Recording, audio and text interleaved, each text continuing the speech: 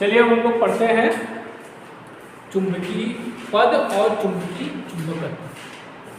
ठीक, पहला है आपका चुंबकीय आणविक सिद्धांत। ठीक, क्या है?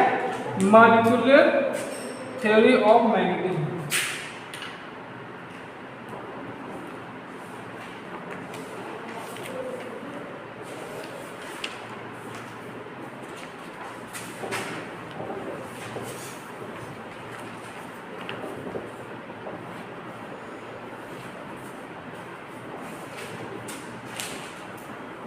देखो चुंबकत्व होता क्या है। ठीक, जैसे मान लो तुषार है और विकास है।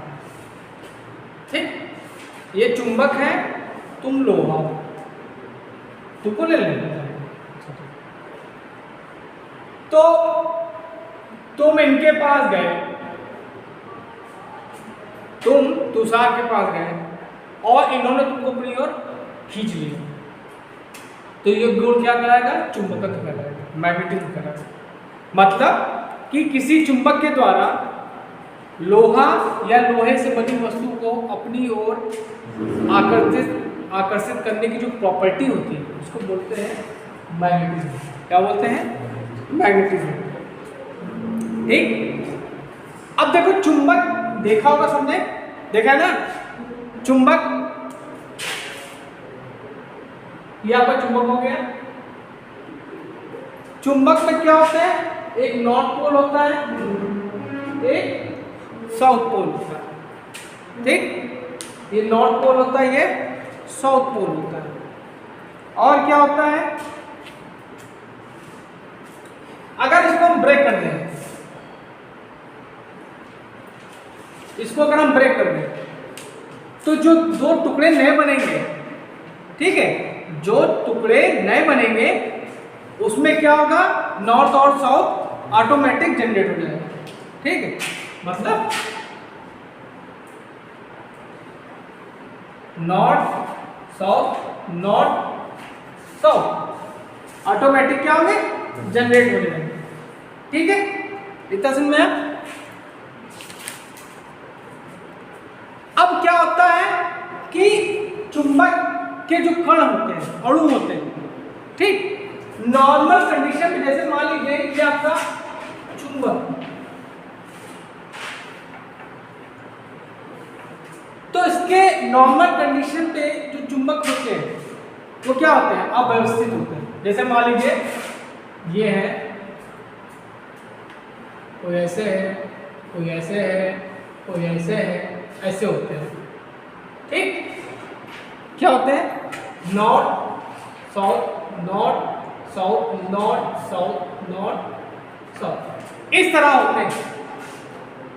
लेकिन इसके पास जब हम या तो लोहा को ले जाए या चला जाए, खुद चला जाए, तो जब ले जाते हैं तो इसके जो अणु होते हैं व्यवस्थित हो जाते हैं। क्या होते हैं? व्यवस्थित होते हैं, तो इस तरह हो जाते हैं, सीक्वेंस में हो जाएंगे। क्या जाएंगे? सीक्वेंस में हो जाएंगे।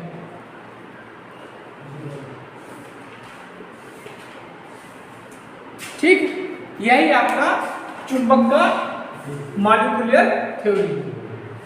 समझ में आया? अब चुंबकीय पद पढ़ते हैं। मैग्नेटिक क्या टर्म्स हैं उनके बारे में हम पढ़ते हैं। मोटा मोटा मैं बता देता हूं। देखो ये नॉर्थ साउथ, ये क्या होते हैं? पोल्स होते हैं। क्या होते हैं? नॉर्थ और साउथ क्या होते हैं? पोल्स होते हैं। ठीक, अब अक्ष क्या होता है? इन दोनों को पोल्स को मिलाने के लिए जो काल्पनिक अक्ष होता है, रेखाओं के जो अक्ष बनता है उसको क्या बोलते हैं? चुंबकीय अक्ष बोलते हैं। क्या बोलते हैं? चुंबकीय अक्ष। अब चुंबकीय उदासीन क्या होता है कि जहां से मैग्नेटिक लाइंस की वैल्यू क्या हो जाए? 0 हो जाए, वो क्या कहलाता है? चुंबकीय उदासीन अक्ष कहलाता है। ठीक, अब क्या होता है? चुंबकीय बल रेखाएं क्या होती है?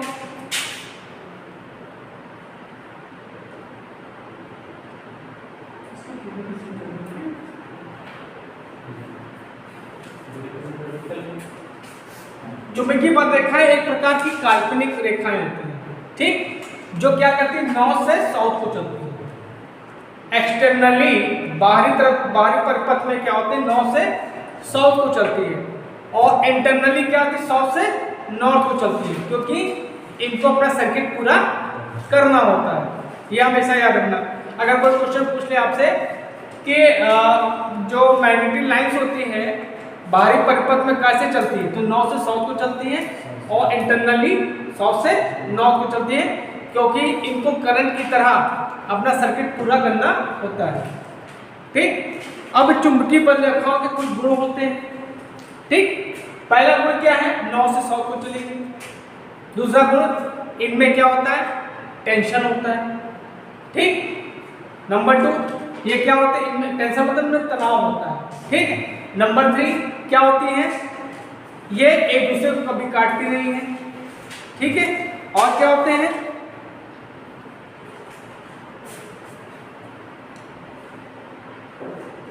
ये क्या करती है, एक्सटर्नल से इंटरनल चलकर अपना सर्किट पूरा करती है। ये सब क्या है, चुंबकीय बल रेखाओं की प्रॉपर्टीज है, ये सब आपको पता होना चाहिए। अब देखिए चुंबकीय क्षेत्र क्या होता है। चुंबकीय क्षेत्र मतलब चुंबकीय बल रेखाओं के द्वारा जो क्षेत्र बनाया जाता है उसको चुंबकीय क्षेत्र कहते हैं। अगर इस क्षेत्र में हम कोई भी लोहे का या लोहे से बना हुआ कण ले आएंगे तो उसके अपने ऊपर क्या करेगा, एक फोर्स को महसूस करेगा, ठीक ठीक। तो वहीं से उसकी क्या होती है, रेंज शुरू हो जाती है, ठीक। मतलब कह सकते हैं कि चुंबकीय बल रेखाओं के द्वारा जो क्षेत्र बनाया जाता है, जब उस क्षेत्र में हम किसी भी लोहे को या लोहे से बनी वस्तु को ले आते हैं तो उसमें एक बल का अनुभव करता है, तो उस क्षेत्र को क्या कहते हैं, चुंबकीय क्षेत्र कहते हैं, ठीक। अब चुंबकीय फ्लक्स क्या होता है, ठीक। देखो चुंबकीय फ्लक्स क्या होता है, हिसाब बताओ क्या होता है चुंबकीय फ्लक्स, चलो खड़े बताओ, अजून चलो खड़ा बताओ चुंबकीय फ्लक्स क्या होता है। चुंबकीय फ्लक्स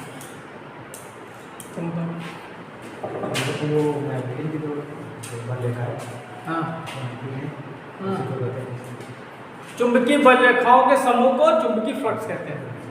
चुंबकीय बल रेखाओं के समूह को चुंबकीय फ्लक्स कहते हैं, मैग्नेटिक फ्लक्स।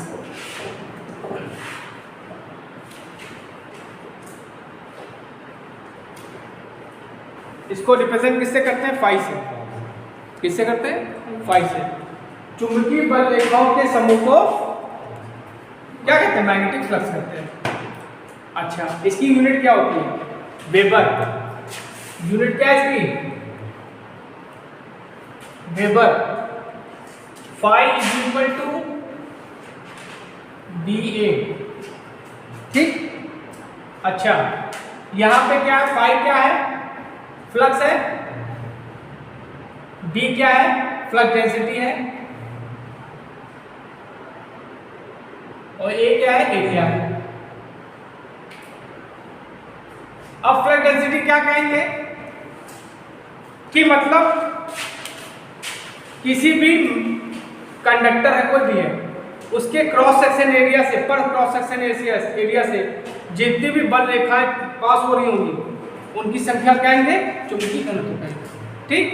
अगर यहां से हम निकालें तो B इक्वल टू क्या आ जाएगा, 5/A हो जाएगा, 5/A मतलब वेबर पर मीटर स्क्वायर, वेबर पर। अब वेबर पर मीटर स्क्वायर क्या बेटा, बेटा ये ड्राइव यूनिट्स है, क्या है ये, ड्राइव यूनिट्स। और इसकी जो स्टैंडर्ड यूनिट होती है वो होती है टेस्ला। क्या होती है, टेस्ला। अच्छा, मैग्नेटिक फ्लक्स की एक यूनिट और होती है, वो होती है मैक्सवेल। मैंने कई बार तुम लोगों से पूछा भी है, ठीक है। क्या होती है, मैक्सवेल। अच्छा, तो एक वेबर बराबर क्या होता है, 10⁸ मैक्सवेल, है ना। अगर पूछा जाए एक मैक्सवेल में कितना होगा, 10⁻⁸ वेबर, इस तरह के क्वेश्चन बने हैं, पूछे गए हैं, आपको पता होना चाहिए। ठीक है, चुंबकीय प्रेरण क्या होता है, जो हमने आपको बताया, एग्जाम्पल तुम्हारा दोनों का लिया, ये तुषार है, ये विकास है। ठीक, ये गए मैग्नेटाइज तुम भी हो गए, तो ये प्रोसेस क्या कहलाएगा, चुंबकीय प्रेरण कहलाएगा। ठीक, अब आता है जैसे आपने इलेक्ट्रिक सर्किट होता है, वैसे ही आपका क्या होता है, मैग्नेटिक सर्किट होता है। ठीक, इलेक्ट्रिक सर्किट में कुछ कंपोनेंट्स हैं, जैसे आपका करंट था, रेजिस्टेंस था, ईएमएफ था, वैसे ही आपका मैग्नेटिक सर्किट के भी कुछ कंपोनेंट्स होते हैं, टर्म्स होते हैं, उनको आपको पता होना चाहिए, क्योंकि इसमें से क्वेश्चन पूछता है। पहला आपका आता है, ये फ्लक्स तुमने आपको बता दिया, फ्लक्स डेंसिटी बता दिया आपको, तो सारे सब पता होना चाहिए, पढ़ते नहीं हो। तुम्हारे पापा हमको पूरी अथॉरिटी दी है, कुछ भी करिए आप।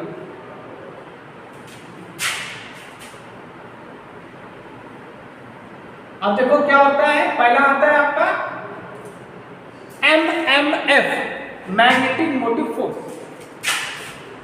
MMF वहां पे कौन सा, इलेक्ट्रिक सर्किट में करंट को कौन स्थापित करता था, ईएमएफ करता था। यहाँ पे फोर्स को कौन स्थापित करेगा, एमएमएफ। मतलब ईएमएफ का ये आपका चचेरा भाई है, ईएमएफ का ये आपका चचेरा भाई है। ठीक, तो क्या कहेंगे कि मैग्नेटिक सर्किट में फ्लक्स को स्थापित करने वाले बल को एमएमएफ कहते हैं। ठीक, अच्छा, अगर इसकी यूनिट की बात करें, इसकी होती है एम्पियर टर्न। क्या होती है, एम्पियर टर्न। ठीक है,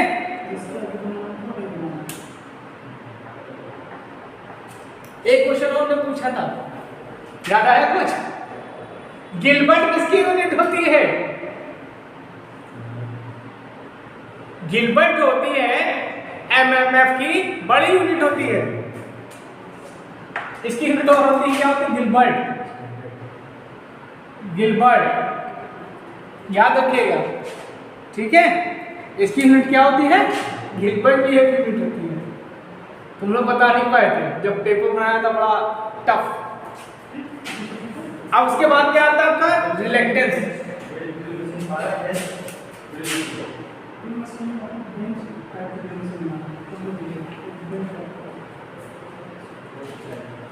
आपका इलेक्ट्रिक सर्किट में क्या था, रेजिस्टेंस था। ये क्या है, रेजिस्टेंस का चचेरा भाई है। ऐसे पढ़ोगे तो कभी कंफ्यूज नहीं होगे, रट्टा मारो कभी, इंजीनियरिंग कभी रट्टा मार के नहीं आती, समझ के आती है। सबको चचेरा मंगेरा बना दो, समझ में आ जाएगा। ठीक, ये क्या है, रेजिस्टेंस का चचेरा भाई।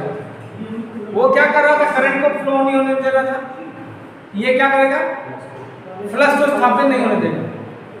क्या कह सकते हैं, फ्लक्स को स्थापित होने में जो रोकता है उसको रिलेक्टेंस कहते हैं। ठीक, अच्छा, अगर हम इसकी यूनिट की बात करें तो n phi is equal to n s phi is equal to ni, तो s equal to ni upon phi और एम्पियर हो जाएगी, टर्न हो जाएगा पर वेबर। तो इसकी यूनिट क्या आ गई, एम्पियर टर्न पर वेबर। ये आपकी होगी रिलेक्टेंस की यूनिट। अब रिलेक्टेंस का उल्टा क्या होगा, परमेंस होगा। वहां पे आपका क्या था, कंडक्टेंस था, यहाँ पे क्या आपका परमेंस है। ठीक, परमेंस जिसका उल्टा है रिलेक्टेंस का, वो क्या था, रेजिस्टेंस क्या था, कंडक्टर का बहुत खराब गुण था। ठीक, इसी तरह ये क्या है, ये भी कंडक्टर का परमेंस जो है, ये भी कंडक्टर का खराब गुण है, प्लस मैग्नेटिक कंडक्टर का खराब गुण है, ये फ्लक्स को स्थापित नहीं होने देता। लेकिन जो आपका परमेंस है,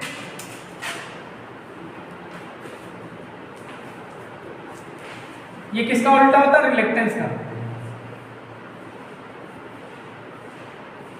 तो इसकी यूनिट क्या आ जाएगी, वेबर पर। बेटा ये तुम लोग यूनिट जरूर याद रखा करो, क्योंकि इसमें से बहुत क्वेश्चन बनते हैं। ठीक है, तो ये क्या है, आपका रिलेक्टेंस का उल्टा है, ये फ्लक्स को स्थापित करने में मदद करता है। इतना नोट कर लो, फिर आपको बताते हैं।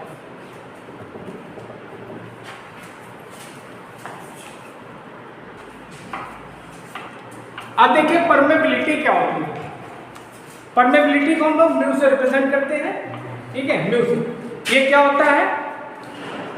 फ्लक्स डेंसिटी और चुंबकीय क्षेत्र का सामर्थ्य का जो बल होता है उसका अनुपात होता है, ठीक है। It means mu is equal to B by H. B by H ये आपका होता है परमेबिलिटी, ठीक है, परमेबिलिटी।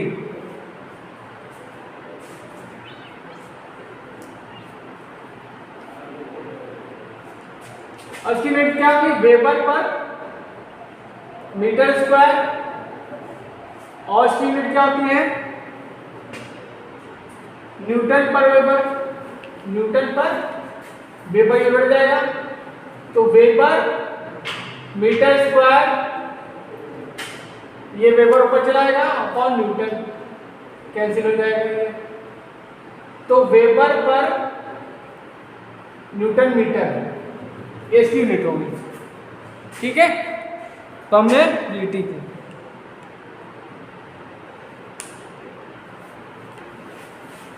अब देखते हैं चुंबकीय क्षेत्र तीव्रता।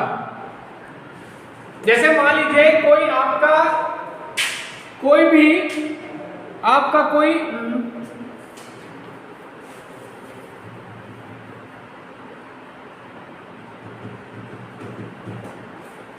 आपका पोल है, ठीक है, यूनिट पोल है, उस पे जो बल लगेगा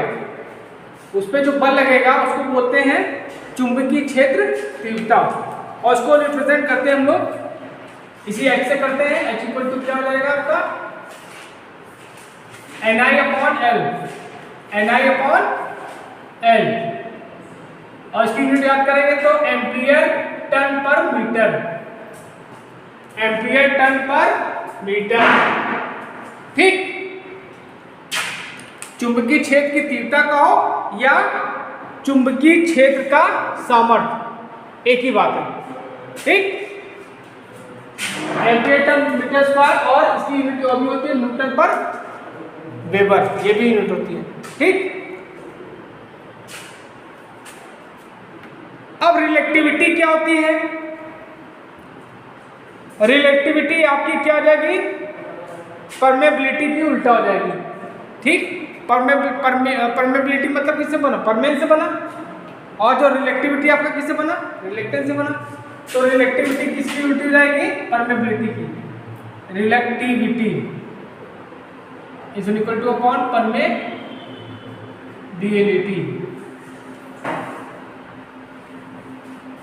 ठीक।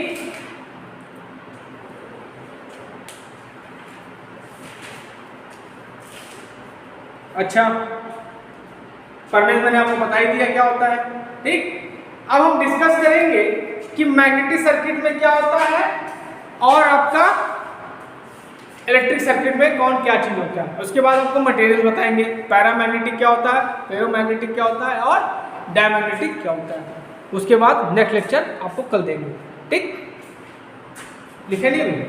चलो मैं यहाँ लिख देता हूँ।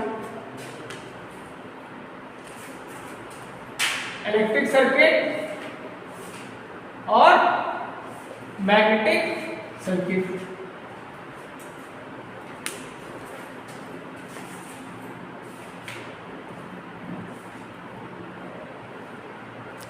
इलेक्ट्रिक सर्किट में क्या होता है आपका? देखो लिखना बंद है। इलेक्ट्रिक सर्किट में क्या होता है? पहला करंट होती है, इसमें क्या होता है आपकी? करंट होगी। इसमें क्या होगा आपका? फ्लक्स होगा। करंट यूनिट एम्पियर, इसकी वेबर। इसमें क्या होता था? रेजिस्टेंस होता था, यूनिट ओम। इसमें क्या होगा? रिलेक्टेंस। रिलेक्टेंस की यूनिट एम्पियर टन वेबर। यहां पे क्या होता था? इसको आई से रिप्रेजेंट करते थे, इसको आर से। आपका conductance capital G, unit mho, यहां पे क्या होगा आपका permeance, unit weber per ampere turn. यहां पे क्या होता था आपका ईएमएफ होता था, ईएमएफ की यूनिट क्या होती थी वोल्ट, रिप्रेजेंट किसे करते थे ई से। यहां पे क्या आ जाएगा आपका एमएमएफ, यूनिट एम्पियर टर्न। और कुछ होता था।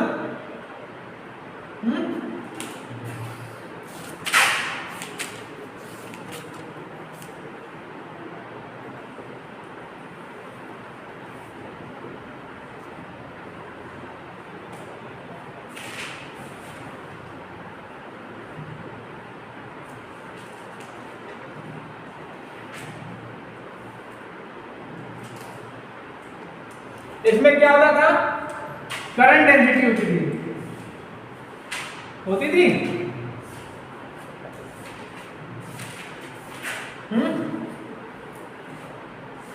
जिसको हम लोग जे से रिप्रेजेंट करते हैं, करंट डेंसिटी को जे से ठीक, आई बाई ए ठीक। और इसमें क्या होता है फ्लक्स डेंसिटी होती है, इसको हम लोग बी से रिप्रेजेंट करते हैं, उसकी यूनिट क्या होती है टेस्ला। लिख लो इधर।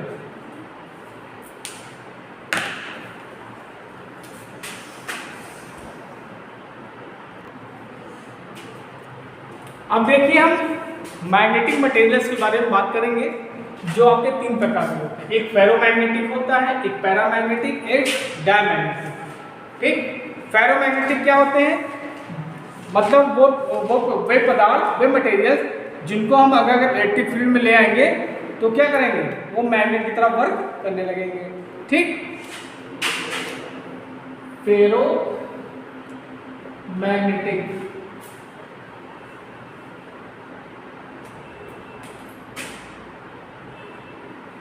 फेरो मैग्नेटिक मटेरियल्स।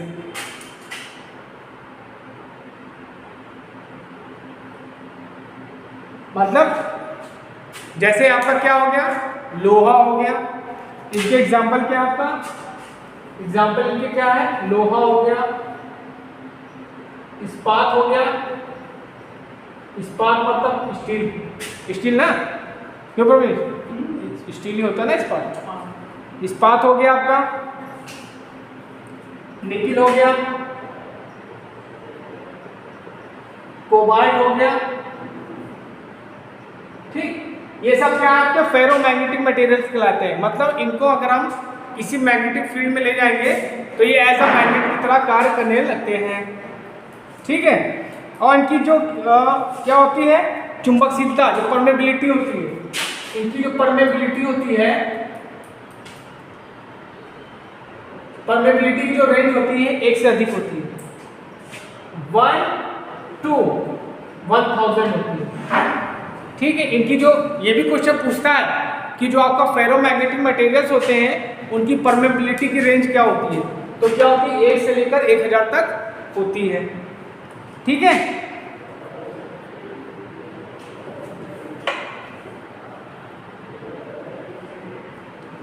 अब आता है पैरामैग्नेटिक।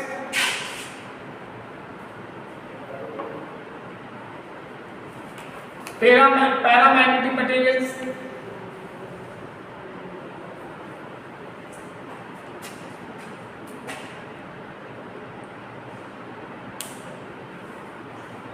ठीक। अब ये क्या होते हैं, इनको अगर हम ले जाएंगे तो ये मैग्नेट नहीं बनेंगे। ठीक, लेकिन इनके अंदर एयर की वजह से इनका जो चुंबकीय क्षेत्र होता है, ठीक है, क्या होता है चुंबकीय क्षेत्र का मान क्या होता है, वायु की अनुपस्थिति के कारण। ठीक, ये मैग्नेट तो काम नहीं करेंगे, ऐसा मैग्नेट काम नहीं करेंगे, लेकिन वायु की अनुपस्थिति के कारण इनका चुंबकीय क्षेत्र क्या होता है, बढ़ जाता है।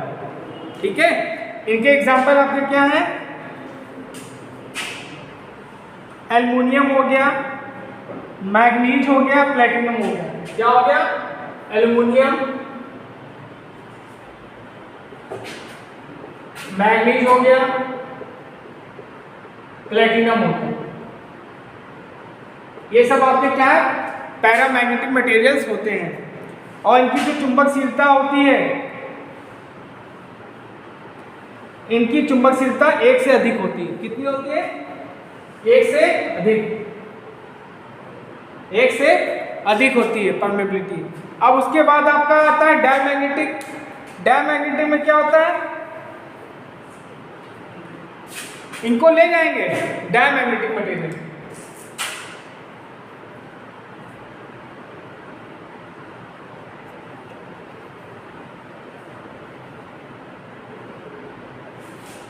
डायमैग्नेटिक मटेरियल वो होते हैं कि इनको ले जाएंगे तो क्या होगा, मैग्नेट की तरह काम तो नहीं करेंगे, लेकिन पहले की अपेक्षा इनका चुंबकीय क्षेत्र क्या हो जाएगा, और कम हो जाएगा। इनका चुंबकीय क्षेत्र क्या हो जाएगा, और कम हो जाएगा। इनके एग्जाम्पल क्या हैं, जैसे आपका बिस्मथ हो गया। क्या हो गया, बिस्मथ, एंटीमनी,